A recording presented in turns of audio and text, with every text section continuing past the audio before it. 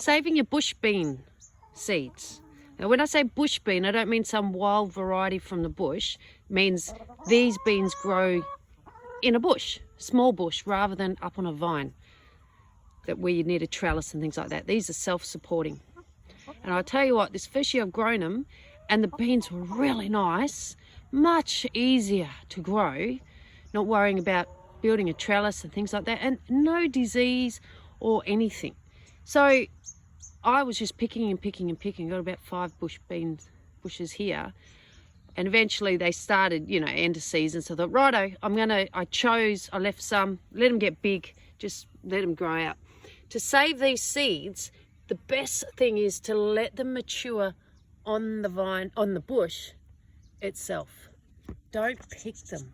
The longer you can leave them on here for, the better. You can see that's starting to dry out, it's changing colour. If you can let them hang and hang until they really start to shrivel on there, that's better. However, this is the chook pen, so I'm a bit worried the chooks are going to start having a go at them. They're scratching, they'll destroy them and things like that. So I had the chooks out of this area over summer, and now I've just let them back in this side of the chook yard for winter.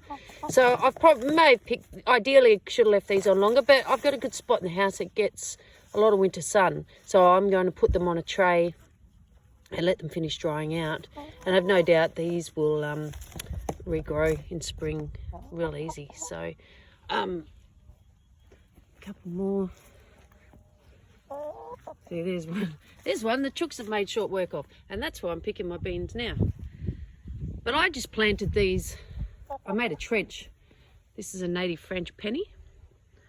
I thought another permaculture sort of design idea.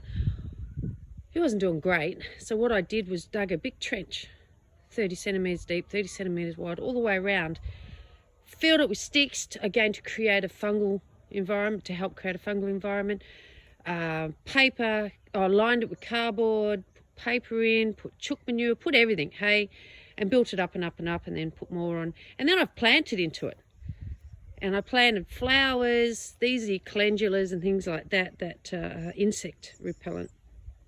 And my beans, I put the Chinese radish in, the daikon radish, and flowers, because I've got bees now, and I realise the importance of having flowering plants. I've never been a flowering plant, you know, spent any time or energy on flowers, but I certainly am now. And these ones, I can't remember what they're called, belongs to the daisy or the calendula family, and the petals are like a plastic. Pretty amazing. And these orange ones on the other side. But yeah, so back to the bush bean. I do recommend, if you have a smaller garden, look at that, when I save the seed of that, it's going to be awesome. If you've only got a smaller garden, these bush beans are the way to go. Honestly, you don't need a big trellis. You can see each plant doesn't take up much room, and they just gave off so many beans, and they were really nice.